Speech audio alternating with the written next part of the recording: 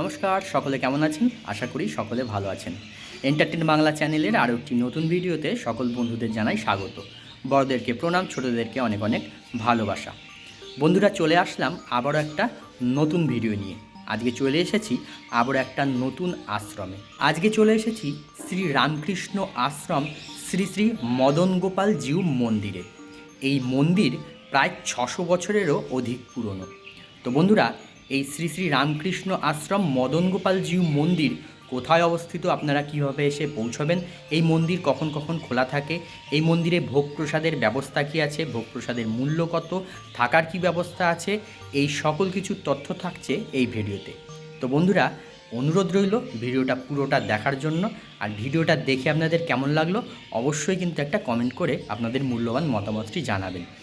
আর যদি ভিডিওটা ভালো লেগে থাকে অবশ্যই একটা লাইক করবেন, শেয়ার করবেন, এবং চ্যানেলে যদি নতুন হয়ে থাকেন তবে অনুরোধ করব চ্যানেলটি সাবস্ক্রাইব করে আমার পাশে থেকে আমায় আশীর্বাদ করবেন।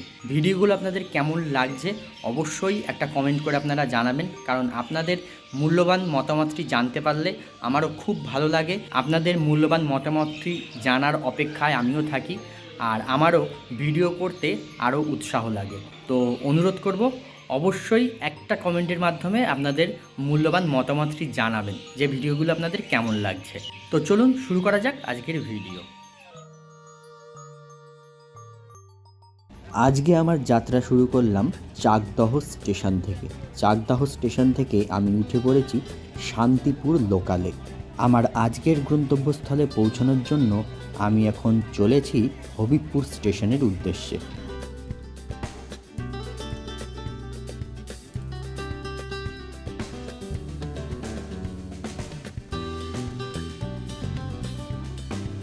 আজকের গন্তব্যস্থলে যাওয়ার জন্য আমি চলে এসেছি এখন হবিবপুর স্টেশনে। আমি নেমেছি 2 নম্বর প্ল্যাটফর্মে, এখন যাব 1 নম্বর প্ল্যাটফর্মে। 1 নম্বর প্ল্যাটফর্মের দিক থেকে বাইরে বেরিয়ে তারপরে ওখান থেকে কিভাবে যাওয়া যায় আপনাদের দেখাবো। হবিবপুর স্টেশনে আসার জন্য আপনারা শিয়ালদহ থেকে শান্তিপুর লোকাল ধরে খুব সহজেই চলে আসতে পারবেন এই হবিবপুর স্টেশনে। তো চলুন এবারে বাইরে বেরোনো যাক। এই হচ্ছে হবিবপুর স্টেশন, আর এই যে 1 নম্বর প্ল্যাটফর্ম, এই দিক থেকে এই যে টোটো স্ট্যান্ড, এইখান থেকেই কিন্তু টোটোগুলো যাবে। এখান থেকে টোটো উঠে আপনাদের বলতে হবে মদন গোপাল মন্দির যাব। হবিবপুর স্টেশন থেকে টোটোয় করে মদন গোপাল মন্দিরে যাওয়ার পথে আপনারা এই হবিবপুরের আরও একটি বিখ্যাত দর্শনীয় স্থান দেখতে পাবেন, হবিবপুর ইস্কন মন্দির। এই হচ্ছে হবিবপুর ইস্কন মন্দির। শ্রী মদন গোপাল মন্দিরে যাওয়ার পথে আপনারা অবশ্যই এই হবিবপুরের ইস্কন মন্দিরটি দর্শন করে নেবেন। আর এই মন্দিরের সম্পূর্ণ তথ্যসহ ভিডিও রয়েছে এই চ্যানেলে। সেই ভিডিও লিঙ্কটি আমি এই ভিডিওর ডেসক্রিপশান বক্সে দিয়ে রাখলাম, আপনারা চাইলে দেখে নিতে পারেন। চলে এসেছি মদন গোপাল মন্দিরের একদম সামনে। হবিবপুর স্টেশন থেকে টোটোয় করে মদন গোপাল মন্দির অবধি আসতে সময় লাগলো 15 মিনিট, আর ভাড়া হচ্ছে জন প্রতি 20 টাকা করে। এই হচ্ছে মন্দিরের তোরণ। মন্দিরের তোরণের ওপরেই দেখুন লেখা রয়েছে হবিবপুর শ্রী রামকৃষ্ণ আশ্রম শ্রী শ্রী মদন গোপাল জিউয়ের মন্দির। এই তোরণটি কিন্তু বেশ বড়, আর সামনেই দেখুন রয়েছে একটা বিশাল বড় লোহার গেট। গেট দিয়ে প্রবেশ করে তারপরেই হচ্ছে মন্দির প্রাঙ্গণ। তোরণের সামনে দাঁড়িয়েই আপনারা দেখতে পাবেন এই মূল মন্দিরটি। সামনেই যে মন্দিরটি দেখছেন এই মন্দিরটি নবনির্মিত। এইখানে কিন্তু মদন গোপাল জিউয়ের মন্দির প্রায় 500 বছরেরও অধিক পুরনো। তোরণ দিয়ে প্রবেশ করেই সোজাসুজি হচ্ছে এই নতুন মন্দিরটি, আর বাঁদিকে তাকালেই আপনারা দেখতে পাবেন 500 বছরের অধিক প্রাচীন সেই মদন গোপাল জিউয়ের মন্দিরটি। এই হচ্ছে সেই পুরনো মন্দিরটি। ওপরে দেখুন লেখা রয়েছে শ্রী শ্রী মদন গোপাল জিউর মন্দির। এই মন্দিরটি টালির চালের, আর এই পুরনো মন্দিরটি সযত্নে রক্ষণাবেক্ষণ করে রাখা রয়েছে। আর সামনে দেখুন লেখা রয়েছে 600 বছরের পুরনো মন্দির। মদন গোপাল জিউয়ের বিগ্রহ আগে এই মন্দিরেই থাকতো। নতুন মন্দির তৈরি হওয়ার পর ওনাকে নতুন মন্দিরে নিয়ে যাওয়া হয়েছে।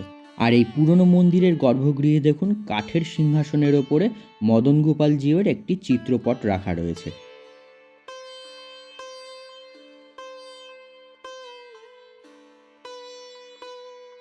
আর এই পুরনো মন্দির যে এই মন্দিরের গর্ভগৃহের পাশ দিয়ে দেখুন এই যে এদিকে একটা রাস্তা যাচ্ছে মন্দিরের ভেতর দিয়েই, এইদিকে অনেকগুলো কক্ষ রয়েছে কিন্তু এই মন্দিরের ভেতর দিয়ে এসে গর্ভগৃহের ঠিক পেছন দিকটায় দেখুন এই দিকটায় হচ্ছে মন্দিরের নিত্যকার যে ভোগ রন্ধন করা হয় সেই ভোগ রন্ধনশালা। এইখানটায় এই যে পেছন দিকটায় দেখুন এখানে একটা খোলা বারান্দা রয়েছে, এইখানটায় দেখুন ভোগের জন্য সেই সবজি কাটা হচ্ছে।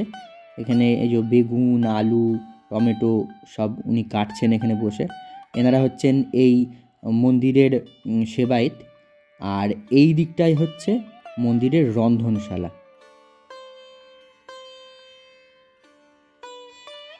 এই যে এইটা হচ্ছে ভাড়ার ঘর, এখানে সব জিনিসপত্র থাকে, চাল ডাল তরি তরকারি বাসনপত্র থাকে। আর এই যে সামনে দেখছেন এই ভাড়ার ঘরের ভেতর দিয়ে এসে এই হচ্ছে মন্দিরের রন্ধনশালা, এইখানেই কিন্তু নিত্যকার ভোগ প্রস্তুত করা হয়। আর এইখানে যে বারান্দাটা দেখলেন এই বারান্দাতেই চেয়ার টেবিল পেতে বসিয়ে ভক্তদেরকে ভোগ প্রসাদ বিতরণ করা হয়। এই যে দেখুন সকালবেলার যে প্রসাদ বাল্যভোগ দেওয়া হয় সেই বাল্যভোগের প্রসাদ আমাদেরকে দেওয়া হয়েছে। এই যে এখানে বিভিন্ন রকমের ফল রয়েছে, মিষ্টি রয়েছে। আচ্ছা, বাল্যভোগ প্রসাদ গ্রহণ করে পুরনো মন্দির দর্শন করে এবারে চলে আসলাম বাইরে।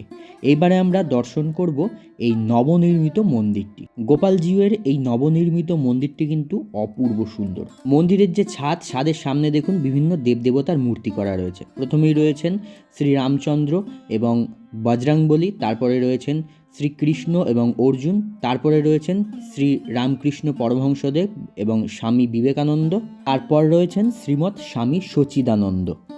আর মন্দিরের সামনের যে পিলারগুলো রয়েছে সেই পিলারগুলোর ওপরেও দেখুন অনেকগুলো মূর্তি করা রয়েছে। প্রথমেই রয়েছেন সাই বাবা, তারপর রয়েছেন জগৎগুরু শঙ্করাচার্য, তারপরে রয়েছেন গুরু নানক।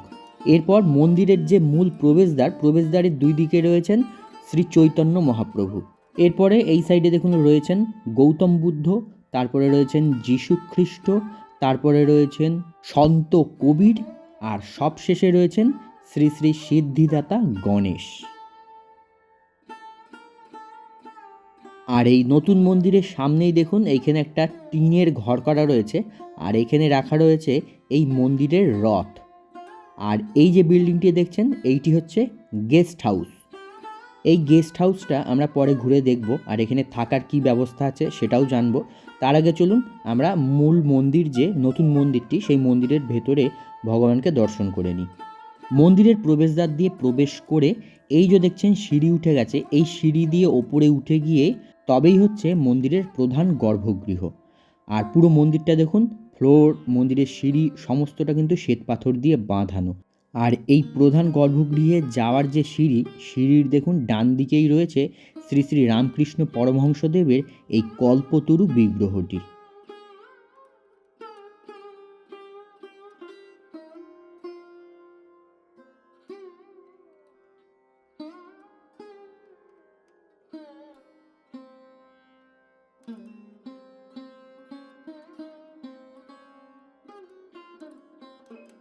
আর এই সিঁড়ির বাঁদিকে দেখুন এখানে একটি কাউন্টার রয়েছে, এটা হচ্ছে একটি বুক স্টল।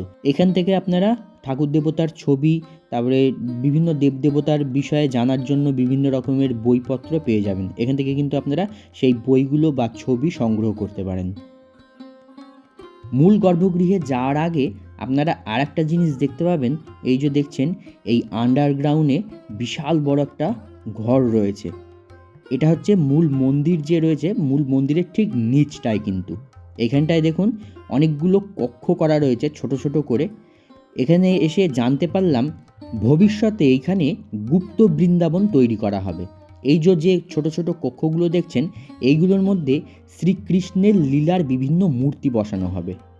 এইবারে মূল গর্ভগৃহে যাওয়ার জন্য আমি সিঁড়ি দিয়ে ওপরে উঠে আসলাম। সিঁড়ি দিয়ে ওপরে উঠে এসেই ডান দিকে হচ্ছে নাট মন্দির। মূল যে গর্ভগৃহ রয়েছে, গর্ভগৃহের সামনেই দেখুন রয়েছে বিশাল বড় এই নাট মন্দির। এই নাট মন্দিরের দেওয়ালে দেখুন বিভিন্ন দেবদেবতা ও মনি ঋষিদের ছবি ঝুলিয়ে রাখা রয়েছে।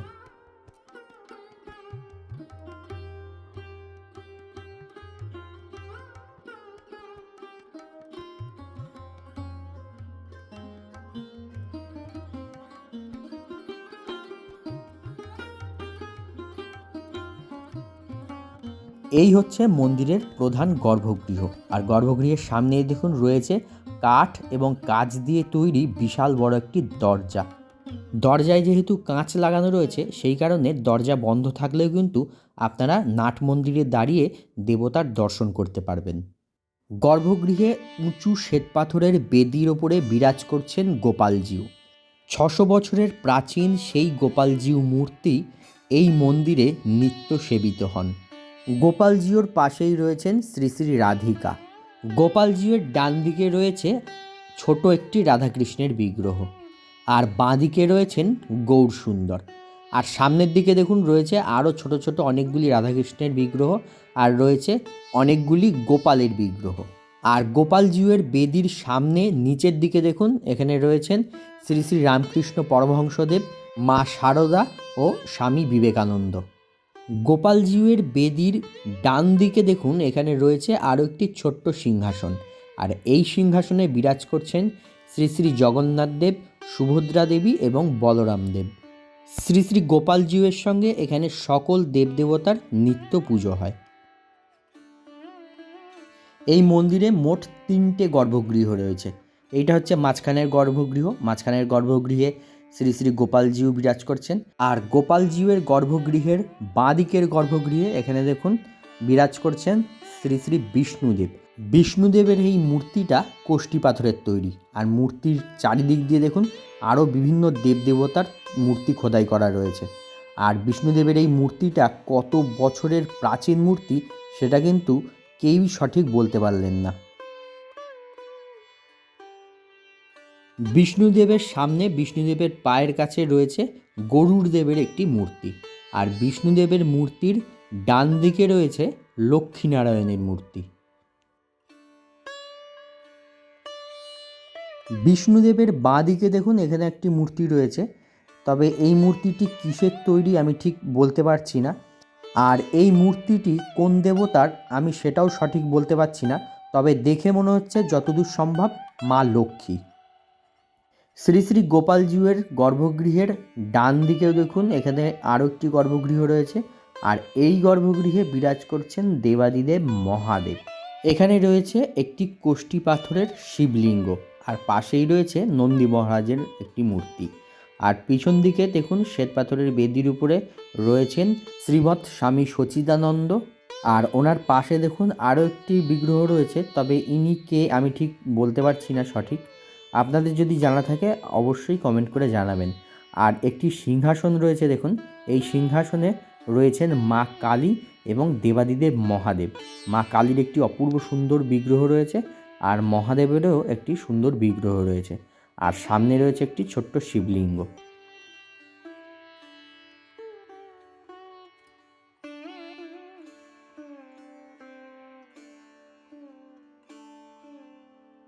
মন্দিরের যে 3টি গর্ভগৃহ রয়েছে, গর্ভগৃহের ঠিক সামনাসামনি এই নাট মন্দিরের এক কোণায় দেখুন এখানে রয়েছে আরও একটি ছোট গর্ভগৃহ, আর এই গর্ভগৃহে রয়েছেন শ্রী শ্রী মা শারদা দেবী। মা শারদা দেবীর একটি অপূর্ব সুন্দর বিগ্রহ এখানে রাখা রয়েছে দেখুন। আর পেছন দিকে শ্রী শ্রী রামকৃষ্ণ পরমহংসদেবের একটি কল্পতরু ছবি রাখা রয়েছে। মন্দিরের মূল গর্ভগৃহের চারিদিক দিয়ে দেখুন এরকম ফাঁকা জায়গা রয়েছে মন্দির প্রদক্ষিণ করার জন্য। মূল মন্দির থেকে বেরিয়ে এসে মূল মন্দিরের ডান দিকেই দেখুন এখানে বিশাল বড় একটা হল ঘর রয়েছে। এটি হচ্ছে মা অন্নপূর্ণা ভবন। মন্দিরে যখন কোনো অনুষ্ঠান হয়, প্রচুর লোক সমাগম হয়, সেই সময় সকল ভক্তদের এই জায়গায় বসিয়েই ভোগ প্রসাদ বিতরণ করা হয়। নিত্যদিনকার যে ভোগ প্রসাদ বিতরণ হয় সেটা তো আপনারা দেখলেনই, ভোগ রন্ধনশালার সামনের যে বারান্দা সেইখানে। আর কোনো অনুষ্ঠানের সময় এইখানে দেখুন চেয়ার টেবিলও রাখা রয়েছে অনেক। এখানে চেয়ার টেবিল পেতে ভক্তদেরকে বসিয়ে ভোগ প্রসাদ বিতরণ করা হয়। আচ্ছা বন্ধুরা, আমরা এই মন্দিরের যিনি প্রধান, যিনি মহারাজ, ওনাকে পেয়ে গেছি। তা ওনার কাছ থেকে এই মন্দির সম্পর্কে কিছু তথ্য আমরা জেনে নেব, আর এই মন্দিরের গড়ে ওঠার যে প্রেক্ষাপট সেটা জেনে নেব। প্রণাম মহারাজ, আপনার নামটা একটু বলুন। আমি ভজনানন্দ। আচ্ছা মহারাজ, এই মন্দির বা এই আশ্রম কীভাবে গড়ে উঠলো সেটা একটু যদি বলেন। দেখুন, এই আশ্রম তো আগে ছিল না। এই এক জমিদারদের ঠাকুর ছিলেন মদন গোপাল, 600 বছরকার বিগ্রহ। তো এক পুরোহিত পুজো করতো, তার নামে সব জমি জায়গা করে রেখেছিল, সে সব বিক্রি করে দিয়ে চলে গেছে, এখানে নাই। তখন গ্রামের মানুষ একটা ঠিক করলো যে তাহলে কী করা যাবে, ঠাকুরের পুজো করবে কে, ভোগ রাগ আছে, নিত্য ভোগ এখানে, প্রতিদিনের প্রসাদ। তো তখন চিন্তা করলো যে একজন সাধু আছে, সে কৃষ্ণনগরে থাকেন, উনি স্বামী সচ্চিদানন্দ। তো তার খোঁজে যদি আপনারা যান হয়তো তাকে পেয়ে যাবেন। এই নিয়ে মহারাজের কাছে গেল। মহারাজ বললো আমি তো যেতে পারি, কিন্তু আমি তো রামকৃষ্ণ মঠের সাধু। হ্যাঁ, এত বছরকার বিগ্রহ, সেখানে ভোগ, নিত্য ভোগ আছে। হ্যাঁ, তো আমি যাব, তাহলে রামকৃষ্ণ আশ্রম লিখিত করতে হবে, মদন গোপাল মন্দির হবে। হ্যাঁ, যার ফলে এখানে আশ্রম লেখাই আছে, মদন গোপাল মন্দির রামকৃষ্ণ আশ্রম। আচ্ছা, তো এই হিসেবে মহারাজকে নিয়ে এসেছিলো। এবারে মহারাজ এখানে থাকে, গ্রামের লোক একটা ঠিক করলো, একটা মুষ্টি ভিক্ষা করে দিল। হ্যাঁ, ওই ঠাকুর ঘরের এক পাশে মহারাজ থাকতেন, ঠাকুরের পুজো চর্চা, ভোগ রান্না সমস্ত মহারাজ করতেন। তো সেই হিসেবে আজকের এই যে 600 বছরকার বিগ্রহ, আস্তে আস্তে হ্যাঁ, তখন ওই দোরমার বেড়ার ঘর ছিল, এমনকি গরুও একটা মহারাজের শিষ্য একটা গরু দিয়েছিল, সেই গরুও ছিল। হ্যাঁ, এখান থেকে দুধও বিক্রি হতো, 40-50 কিলো দুধ বিক্রি হতো, 10-12টা গরু ছিল। তো এই নিয়ে আস্তে আস্তে এই মন্দির এখানে এই হবে, এখন এই হবে, মহারাজের একটা পরিকল্পনা ছিল। সেইভাবে আজকে পুরনো মন্দির সেই ছাদ ভেঙে পড়ছে।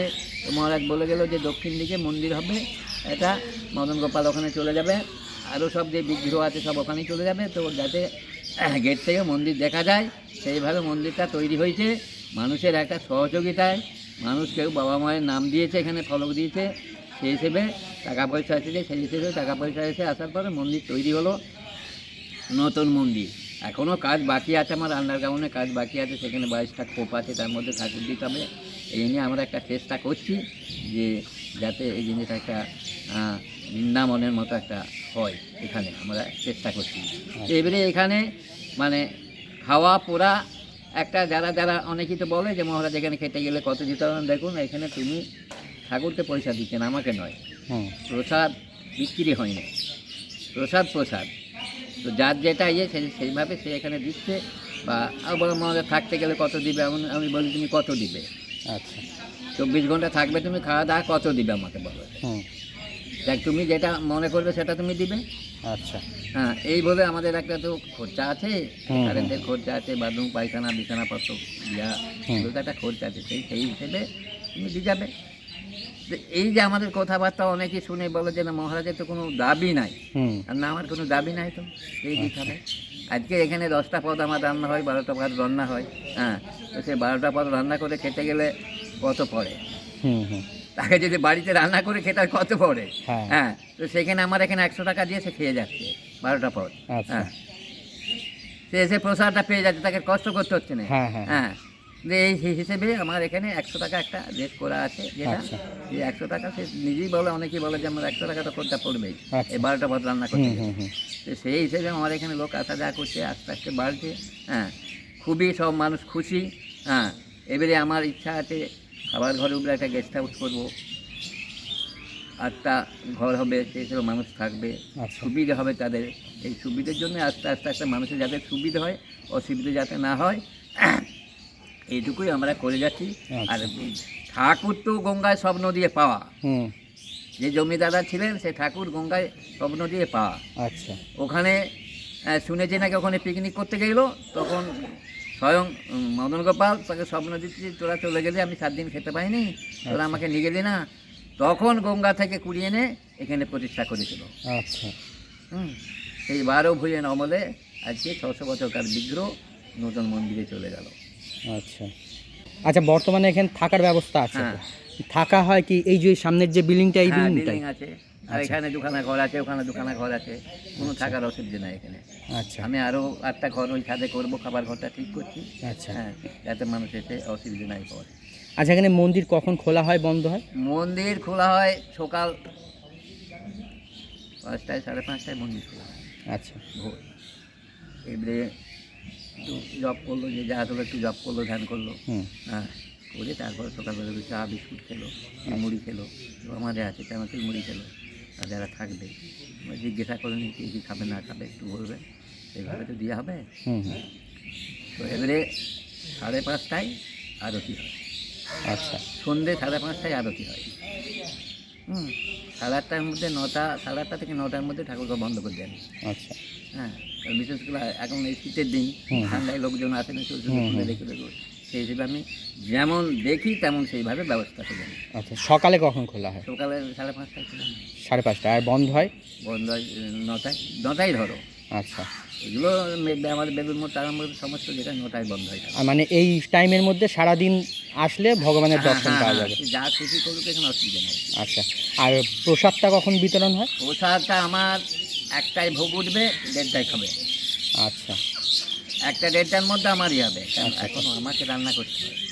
আচ্ছা, আপনি নিজেই রান্না করেন? আমাকে রান্না করতে হয় এখনো। আচ্ছা 30 জন 40 জন 50 জন নিজের আছেন, আমাকে রান্না করতে হয়। আচ্ছা, এখানে কি কি উৎসব হয়? এখানে উৎসব আছে আপনার, প্রথম হচ্ছে জন্মাষ্টমী, আচ্ছা তারপরে আছে আপনার এই ঝুলন টুলন নানা রকম থাকে, তারপরে রথটা আছে, রথটা করা হচ্ছে এই 3 বছর আচ্ছা রথ।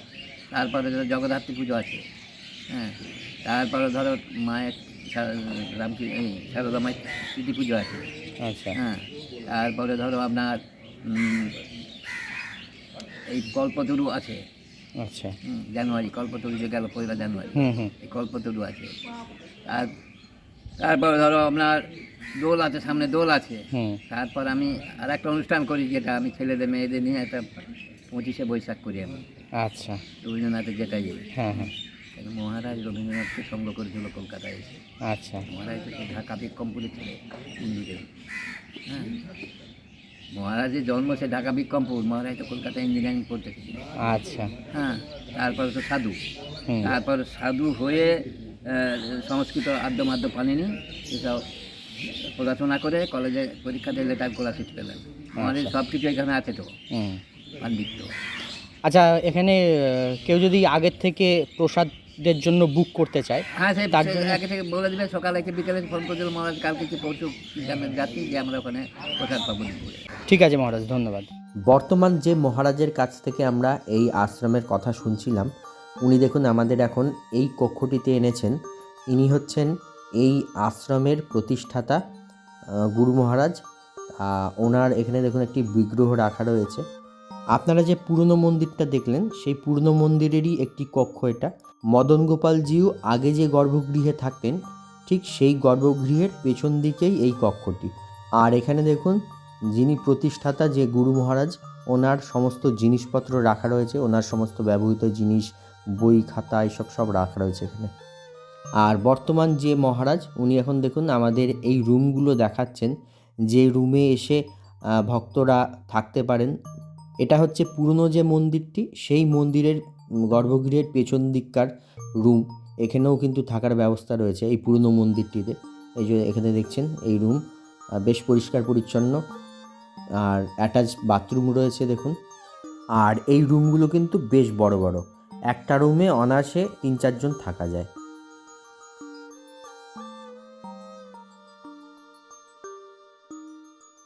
রুমে থাকতে গেলে ভাড়া কত এই রুমের? ভাড়া নয়, আচ্ছা, আপনার কোনো চাহিদা নেই, আমার কোনো মানে যে থাকবে তার খুশি মতন আর কি? হ্যাঁ, আচ্ছা এটা হলো ডিসপেন্সারি, এখানে ডাক্তার বসে। আচ্ছা ডাক্তার বসে এখানে। আচ্ছা, এখানে দাতব্য চিকিৎসালয়। ডাক্তার আসবে। আচ্ছা, এখানে কি প্রতিদিনই আসে? হ্যাঁ, না, সোমবার, প্রতি সোমবার। প্রতি সোমবার করে? এখানে কি চিকিৎসা হয়, অ্যালোপ্যাথি না হোমিওপ্যাথি? হোমিওপ্যাথি চিকিৎসা হয়। আচ্ছা, কটা থেকে আসেন ডাক্তার? এরা আসে 10টা 10:30টায় আসবে। আচ্ছা। রুগী থাকবে দেখবে, আচ্ছা আচ্ছা রুগী যতক্ষণ থাকবে দেখবে। হুম আচ্ছা বন্ধুরা, আমরা পুরনো মন্দিরের যে থাকার ঘরগুলো রয়েছে সেগুলো তো দেখলাম। এবারে আমরা চলে এসেছি এই নতুন বিল্ডিংটা, যেটা হচ্ছে আপনাদের ঢুকেই দেখিয়েছিলাম যে ভক্তনিবাসটি, সেই ভক্তনিবাসেই এখন এসেছি। আর বর্তমান মহারাজ আমাদের এই ভক্তনিবাসের রুমগুলো দেখুন ঘুরে ঘুরে দেখাচ্ছে। এখানে একটা কমন টয়লেট দেখতে পেলেন, এখানে একটা কমন টয়লেট আছে, আর এরকম অনেকগুলো ঘর আছে কিন্তু থাকার জন্য। তো এই বিল্ডিংয়ের একটা রুম উনি আমাদের খুলে দেখিয়ে দিলেন। দেখুন এই যেখানে বেশ বড় রুমটা কিন্তু, আর এখানেও রয়েছে অ্যাটাচ বাথরুম, ডবল বেডের, বেশ পরিষ্কার পরিচ্ছন্ন, খুব সুন্দর কিন্তু ঘরগুলো। এই রুমটা হচ্ছে দোতলায়, নিচের তলায় কিন্তু রুম আছে। নিচের তলায় যে ডিসপেন্সারি দেখলেন, যেখানে দাতব্য চিকিৎসালয়, ডাক্তার বসে, তা ওই রুমের পাশেও কিন্তু অনেকগুলো রুম রয়েছে, আর ওপরেও রুম রয়েছে। আর এই দোতলার বারান্দায় দাঁড়িয়ে মন্দিরের চারিদিকটা কি অপূর্ব সুন্দর লাগছে দেখুন। চারিদিকে প্রচুর গাছপালায় ভর্তি, আর এখান থেকে মন্দিরগুলো দেখতে দেখুন কি সুন্দর লাগছে। আচ্ছা, ভক্তনিবাসের রুমগুলো দেখে এবারে আমরা নিচে চলে এসেছি। আর আশ্রমের এই দিককার বাগানটা একবার দেখুন কি অপূর্ব সুন্দর, প্রচুর গাছপালা রয়েছে, একদম সবুজে সবুজে ঘেরা। বিভিন্ন রকমের গাছ রয়েছে, বিভিন্ন রকমের ফুল ফল, বিভিন্ন রকমের সবজি চাষ করা হয়েছে, প্রচুর গাছপালা রয়েছে। আর এইখান দিয়ে দেখুন একটা জায়গায় আপনাদের নিয়ে যাই। এই যে একটা রাস্তা দেখুন, মাটির রাস্তা একটা পেছনে চলে গেছে, এটা হচ্ছে গোশালা। এখানে কিন্তু আগে গোশালা ছিল বেশ বড়। আমরা বর্তমান মহারাজের কাছ থেকে শুনলাম যে এখানে আগে অনেকগুলো গরু ছিল, প্রচুর দুধ বিক্রি হতো আশ্রম থেকে। তো এই হচ্ছে সেই গোশালা। সেই গোশালাটা কিন্তু এখনও এখানে রয়ে গেছে, তবে আর গোমাতারা নেই, সেই গোশালাটা এখন ফাঁকাই পড়ে রয়েছে। এই জায়গাটা কিন্তু আমার বেশ সুন্দর লাগছে। এই যে দেখুন, এইটা হচ্ছে গোয়ালঘরটা, এদিকে গোমাতারা থাকতো। এখনও পর্যন্ত এই গোয়ালঘরের এই যে কাঠের দরজাগুলো দেখছেন, তারপরে এই যে দেওয়ালগুলো দেখছেন, এই দেওয়ালে কাঠের দরজায় সব গোবর লেগে রয়েছে। আর এই পাশটা হচ্ছে সবজি ক্ষেত। এখানটা দেখুন অনেক রকমের সবজি লাগানো হয়েছে, লঙ্কার গাছ রয়েছে, বেগুন গাছ রয়েছে, পালং শাক চাষ করা হয়েছে, টমেটো, উচ্ছে, শিম, এই যে দেখুন শিম গাছ রয়েছে। আর এই সাইডটায় দেখুন এই যে বেগুন গাছ রয়েছে, এই যে অনেক বেগুন গাছ রয়েছে, আর অনেক বেগুনও হয়েছে। আর এখানটায় রয়েছে দেখুন বড় উচ্ছে গাছ। তো বন্ধুরা, শ্রী রামকৃষ্ণ আশ্রম শ্রী শ্রী মদন গোপাল জিউ মন্দিরের ভিডিও আপনাদের কেমন লাগলো অবশ্যই একটা কমেন্ট করে জানাবেন। তো আজকের মতন ভিডিওটা এখানেই শেষ করছি, দেখা হচ্ছে পরবর্তী নতুন কোনো ভিডিওয়ে। সবাই ভালো থাকবেন, সুস্থ থাকবেন, সাবধানে থাকবেন।